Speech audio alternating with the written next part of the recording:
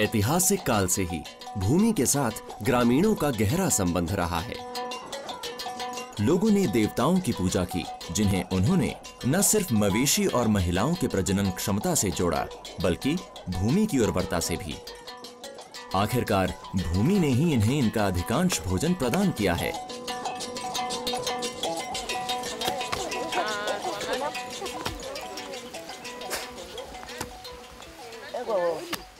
काफी साल पहले जब मेरे पिता जीवित थे, अगर हम देखते हैं कि फसलें कम रहीं, तो हम 1 या 2 साल तक जमीन को खाली छोड़ दिया करते थे।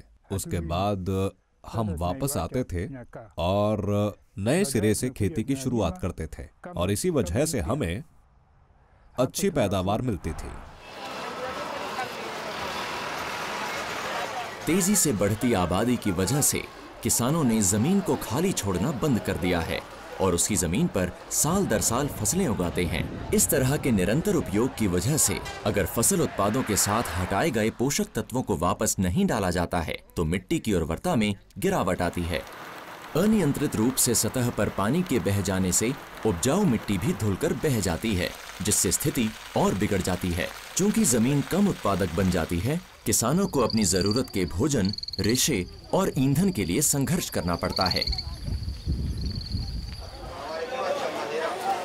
1960 से 1980 के दशक तक ये माना जाता था कि सिर्फ उर्वरक ही फसल की पैदावार को बनाए रखने के लिए काफी हैं। 1980 के दशक में फसल अवशेषों और पशु खाद के उपयोग पर जोर दिया गया। पिछले 2 दशकों में और वैज्ञानिक तथ्य बढ़ने के साथ शोध ने जैविक संसाधनों, खनिज उर्वरक और बेहतर किस्मों को स्थानीय परिस्थितियों के अनुकूल तरीकों को अपनाने के महत्व को दिखाया है।